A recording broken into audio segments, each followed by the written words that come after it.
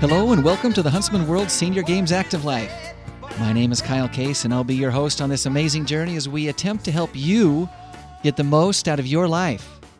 Joining me in the studio today is my co-pilot, Andy Groft. Andy, how are you today? Doing great, Kyle. I'm so glad to be here on this awesome day. And I am glad that you're here as well. And it is an awesome day. Yeah, I'm Today- very thankful to be here on this awesome day. And I'm thankful that you are here. It's great. So today, we work with the Huntsman World Senior Games, the largest annual multi-sport event in the entire world for athletes age 50 and over, and we do attract athletes from all around planet Earth. But today is a special day for our host nation. That's right. Today is Thanksgiving Day, Mm-hmm. and there's so much to be grateful for. So many amazing things in each of our lives, and we've got great families and just so many blessings. And it's just it's easy to find things to be grateful for. And today is a day to express that and to be thankful. Absolutely. Yeah. So I got just a few things about Thanksgiving since really? today is the day. Yeah, that's a good idea. Just a few interesting facts that I thought people might be interested in knowing. I thought like you would be interested. Pilgrim facts. Well, there's one pilgrim fact. Okay. There's some other facts in there. Turkey facts. Some things about turkeys. You're giving away all of my secrets. I'm eh? sorry. I'm just guessing.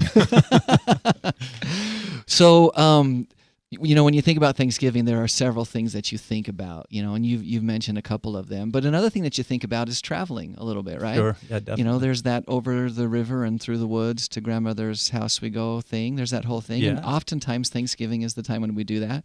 So did you know that 46 million Americans will travel at least 50 miles or more this Thanksgiving? Right, I didn't know that. That's that's actually a pretty high percentage It's a of lot. America. Yeah, so a lot of us are definitely going Over the river and and through the woods. through the woods to grandmother's or to other places. And so I thought that you would find that interesting. Interesting fact number 2, 242 million turkeys will be raised in 2014. Now, that doesn't mean that they'll all be consumed today or that they have all been consumed today, but 242 million turkeys will be raised in America. Wow. That's a lot of turkeys. That's only about 60 million short of the population of Right. the So United States of so America. we're almost eating a turkey a year as That's right, Americans. each person. As Americans. Number 3, more than 850 million pounds of cranberries will be raised this year. Well, of course. Again, not all consumed necessarily today, but a lot of cranberries. Number 4, listen to this one. This one's really surprised me. More than 2 billion with a B pounds of sweet potatoes will be raised this year. Wow. We eat a lot of sweet potatoes. Yeah. Do you like sweet potatoes? I didn't like them until they invented sweet potato fries. And Now I you now like I love them. Yeah. Do you put brown sugar on your sweet potato fries? No. my grandma thought that I would like them if she just put marshmallows and brown sugar on them, but it just never worked. You still for didn't me. like them. You Yeah. liked the marshmallows and brown I sugar. did like that. Yes. I would eat that often. But all by itself. Yeah. So lots of sweet potatoes. Okay, so here's some other interesting things. Harry S. Truman started the tradition of receiving the ceremonial turkey at the White House. Did you know that? No, I didn't. Now, is this the one where they pardon them? Okay, so now this is interesting because I knew about the ceremonial, receiving of the turkey at the White House, and I just assumed that they always pardoned the turkey. But guess who it was that started that tradition? Oh, so it wasn't Harry Truman. No, he was the first one to receive the turkey. I'm going to guess, this is just up in the night, Yeah. but I'm going to guess Carter. Even later, George H.W. Bush. Really? Bush 42 was the first president. To pardon the turkey. Yeah, isn't that interesting? Yeah. Yeah, I thought cool. they always pardoned him, but no, up until then they chopped his head George- off and ate him for Thanksgiving. I knew George Bush was not a bad guy. no matter what everybody said, he was the first one. And since then, every president since then has followed that same tradition of pardoning the turkey. So the first Thanksgiving, you mentioned the Pilgrims, was observed in Plymouth in 1621. President George Washington issued a proclamation in 1789 naming November 26th a national day of Thanksgiving. So that was kind of the first official recognition. Number 8, President Lincoln proclaimed that the last Thursday in November would be a national day of Thanksgiving. So that's kind of cool. Yeah. You get the Washington and Lincoln connection there. Right. FDR, so we're still going down the line. FDR made it 1 week earlier in 1939. And do you know why he did that?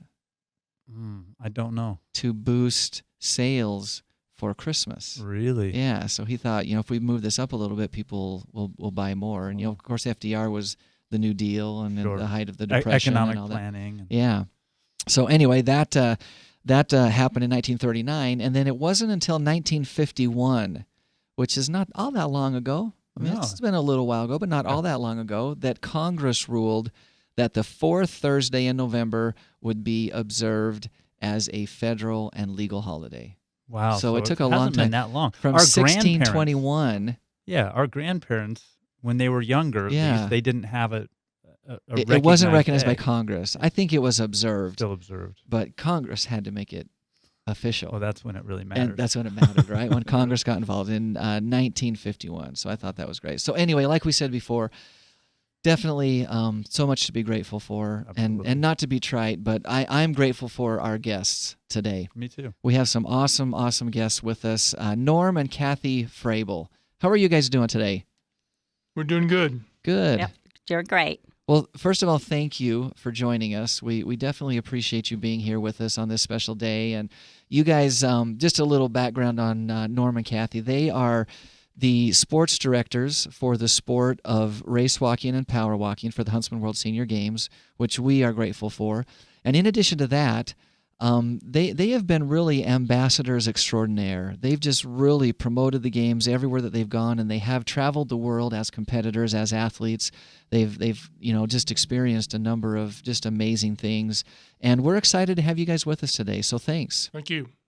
So let's get into it. Norm and Kathy, as I said, you guys are definitely very active people right now. You participate, you're athletes. Not only do you direct race walking, but you actually compete. You compete in our road races as well. So you're very active. Have you always been athletes? Have you always competed, even as young children?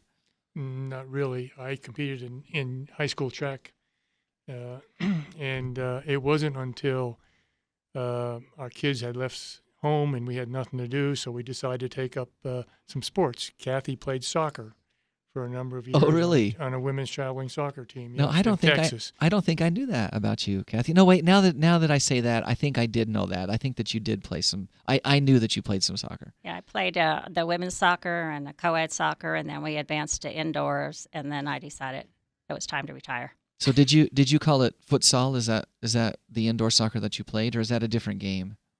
It was just regular soccer. Just indoor old soccer at that in time. a bigger. This is in West Texas. indoor arena. Friday Night Lights Country. Oh, okay. Okay. Where soccer was, had a tough time getting going out there, but actually became a larger sport than football out there with a number of kids and adults involved in That the program. participated. Wow. Just like the Huntsman Games grew over the years, Uh-huh. soccer in West Texas grew, and all over Texas really grew. Wow. So you mentioned that you didn't really start to do that until after the kids had grown and left home. So that's cool. Like we regularly get to talk to people who have kind of a similar story. Maybe they participated in something in high school. Maybe they didn't, but oftentimes they did. But then they really took an extended break as they got into their professional career and trying to raise a family and all those things, and then they get back into it. And you guys had done the same thing. So Kathy starts playing soccer, and Norm, what was your sport of choice? Nothing. I just coached soccer and refereed soccer. Kathy refereed soccer and coached soccer, and it wasn't until she started having some health problems with a slight stroke, which caused numbness on her left side of her body, and the doctor said, you've got to get out and start walking a little bit to try and get some feeling back. And then eventually she decided walking was too slow and started running and bumped into a bunch of girls that were running and decided to go do New York Marathon. Wow. So you were pretty active. I mean, you were playing soccer and officiating, and then you had a major health setback. You had a stroke, and it left you with numbness on the left side of your body, right? Yeah. I used to have to walk around the block, which I could barely make it around the block, dragging my leg. I actually took my dog because I would fall, and the dog would just sit there and wait for me to get up and continue. No. But it got bad. The leg still stayed numb for 11 months, but I was running in between there. And then once the numbness went away, which was 11 months later, I decided to sign up for the New York Marathon, which was a lottery type thing. So you put it in and you're not sure you're going to get in. And so I sent signed up my husband and myself. I got in, and he wishes he didn't get in. But You both got in. we both got in. So we did the New York Marathon, and it was kind of, I guess, my bucket list at that time. I thought, well, I got to do something, and I really enjoyed doing it. And then 2 months later, we did Houston because we just didn't have enough. And 2 months after that, we did Los Angeles Marathon. So wait, just to make sure, you go from, not being very athletic to retiring, getting into, the kids are your empty nesters, getting into some soccer, and then, hey, having a stroke. Sorry, I didn't mean to leave that out. And then saying, hey, I'm going to run a marathon, and you run 3 within a 6-month period. Yes. That's just amazing to me. And one of the reasons I love to hear the story, Kyle, is I just wonder, how would I react if I went through a stroke? Right. Would I right. be one of those who understandably would just kind of, sit Say around this- and yeah, just this say, is hey, hard, this and- life is over? Or would I be somebody like you who would drag my, left foot around saying, I'm going to overcome this? And it's just a really, really inspiring that you did that. And then 3 marathons in 6 months. That's just amazing. And I think that's what most people, there's something that happens to everybody, medical or financial, anything. But just to kind of be a positive and have a drive for something. I really walked out of the doctor's office and slammed the door because he said, I wouldn't see my kids graduate from high school. And that wasn't very That nice. was upsetting. Yeah. Yeah. So I went home and said, just watch me. Oh, that's So he watched me. that's really great. Now, one of the things that you're known for here in St. George and also around the world really is you are the directors of race walking at the Huntsman World Senior Games. Tell us how you got into that, and then I'm going to ask you about power walking right after that, how that kind of went into it. From refereeing soccer, my knees started developing problems from the twisting and turning out there. And so I decided, I saw this guy that was race walking in a running race one time. And I said, I can do that. He was race walking in a regular running race. 5K run Yeah. there in Midland, Texas, where we lived. And so I said I could do that. So I signed up for it the next time they had a 5K race. Same guy was in there. And he was about 65 years old, and I was only 44 years old. And so I went out after him, and he was out there taking off, and I was stretching my legs out as far as I could. My shins started hurting. I finally caught up to him, and he looks over to me and says, young man, he says, you're creeping. You're not race walking. I go, what? He says, you're bent knee. You're not legal. I said, I don't understand. He said, she went back. Kathy, we went home. Kathy went to the library, got a book on race walking, and from there I started learning the technique of race walking, which the rules are you can't lose contact with the ground. So if one foot must be on the ground all the time, and as your supporting leg passes under the body, as your heel hits, it's got to be in a locked or straight position. Okay. So now it's been a moderately popular sport at the Huntsman World Senior Games for several years. I think a lot of people see the athletes and they see the interesting way that it looks when people are race walking, and they just think too technical for me or whatever. Now that wasn't you. Tell us a little bit about power walking. What's the difference between the two, and how has that affected the We sport? introduced power walking into the Huntsman World Senior Games because there are people out there that are 50 plus, 60, 70 plus that still had enjoyed race walking or just plain power walking fast. And so rather than be so technical with all the rules and having to be judged and possibly being disqualified, we put the power walking in as a power walking event, and people are really beginning to enjoy it because, it's a sport that they can go out and do either on the track, which is normally 1,500 meter or 3,000 meter, or the 5K on the road, which is 3.1 miles. Right. And if they want to race walk and learn that technique that you learned in the book, they can. If they're a little nervous about that, they can just power walk, which just means you walk really fast and you don't lose contact with the ground. Yeah. Quite often we see people along the trails up Snow Canyon Parkway just walking as fast as they can with their arms up, and that's power walking. That's power and they walking. can come out and do the Huntsman World Senior Games, power walk. Wow. Yeah, And so it's- that's great. And that's one of the great things about power walking is that it's so inviting. There's a very low barrier to entry. If you can walk, you can power walk because it's just walking fast. And that's one of the great things about that event. If you're just joining us, you're listening to the Huntsman World Senior Games Active Life, and we're visiting with Norm and Kathy Frabel about some of their experiences that have led them to the sport of race walking and power walking. Now, you guys actually travel all around the world and compete in a variety of different competitions, literally around the globe. So tell us, where was maybe the most recent place that you've been outside of the area, and what's the furthest place away you've traveled to compete? Okay, well, normally we compete in the National Masters track and field in the U.S., okay, but every 2 years they have what they call the World Masters track and field event, Okay. okay, and we started off back in, 20 years ago with our first event in Finland, and we've gone through from Finland to England, Gateshead, England, to Durban, South Africa, to Brisbane, Australia, to Puerto Rico, to France, where else?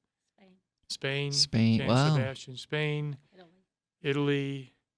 I mean, it's every 2 years, and so it's a great time. We're looking forward maybe to go to Lyon, France again next summer. The following year, it's in Perth, Australia. And then we started going to indoor.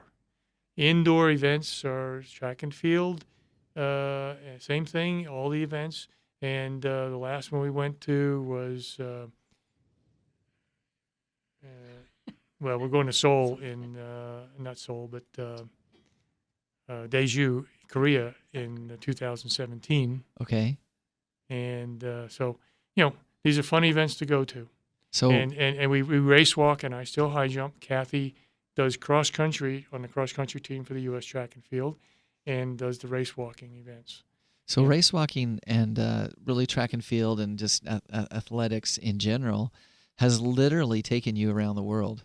Yes. And that's great. That's one of the great things about being involved in masters and in senior sports is that there are so many opportunities. Of course, the Huntsman World Senior Games being one of those, but there are so many opportunities to stay active and to stay engaged. So when you go to these events, all around the world, overseas, different countries, do you find that the competition is better? Is it is it tougher? Is it easier? How do you find that? In the world events, you're competing against the Russians, Scandinavians, the French, the Germans.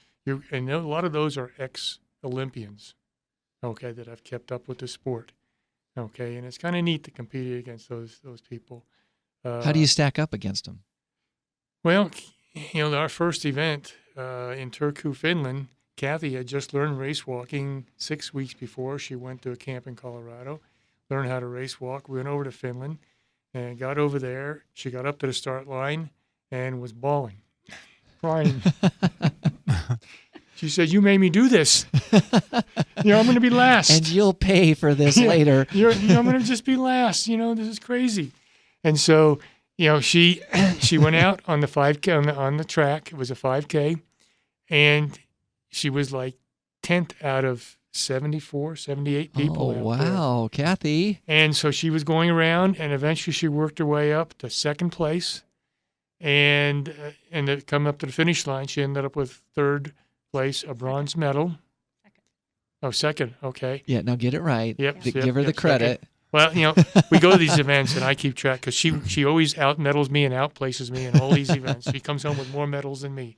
Wow. That had to have felt great, Kathy, to feel so inadequate and then to do so well on the world stage. Well, and then the 2 days later, she had the 10K, and she ended up with the bronze there. And then the team, U.S., she was on the U.S. team with a former Olympian from the U.S., and they won the gold medal. Oh, wow. So, when she went down on the podium, she was really 10 foot high off the podium. She was floating that I'm much sure. from the events. I'm yeah. sure.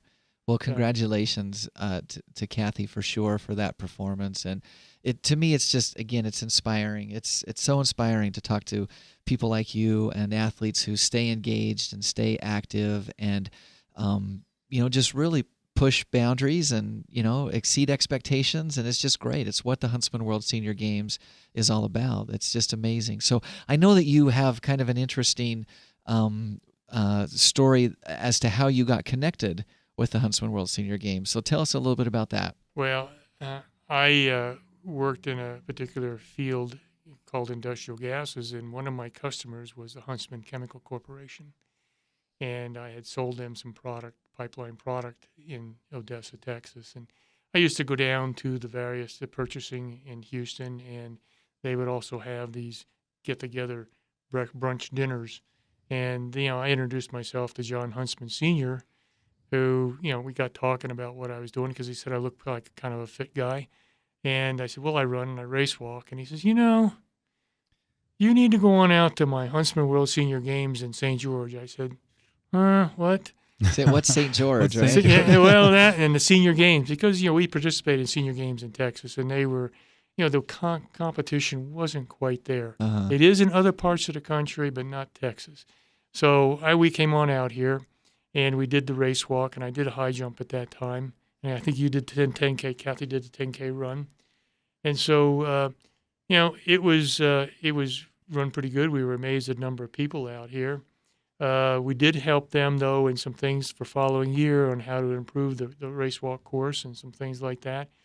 And then we came out the following year. Everything looked good, and we started spreading the word to all the track and field people that we were out there traveling around with.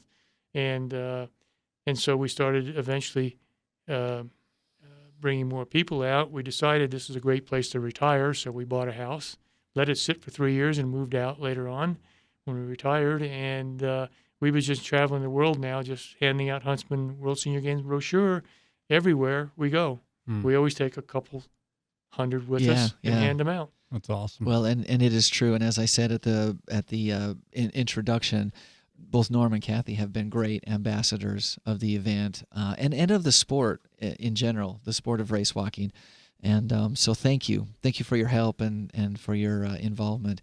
So we're running really short on time, but just really quickly, if you were to talk to somebody who is kind of on the bubble of, well, kind of like what you said, senior games is not for me, in 15 or 20 seconds, what would you tell those people? Number one, it's a lot of people. And it's great to come to an event where it has a lot of competition there and a lot of people there. Number two, it's well organized.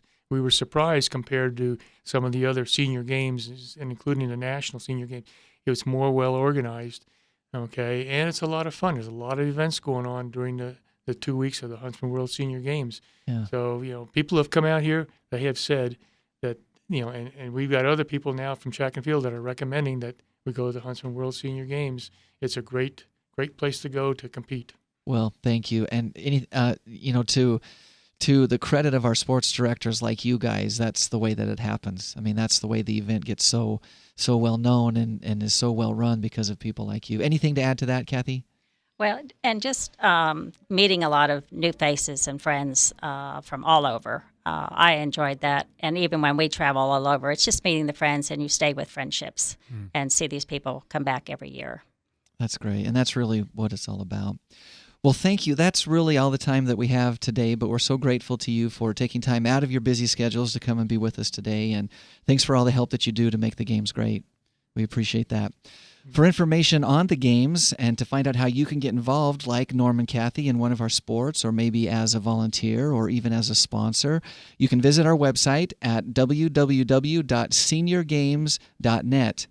And don't forget, you can tune in next Thursday, where we'll continue to explore the active life on AM 1450 or FM 93.1 for those who are listening live. And for those of you outside the area, you can listen to this and any previous episode right from our website at seniorgames.net. You can also listen to it live being streamed over the internet. And final thought for the day today is old age is 15 years older than I am. Until next Thursday, stay active.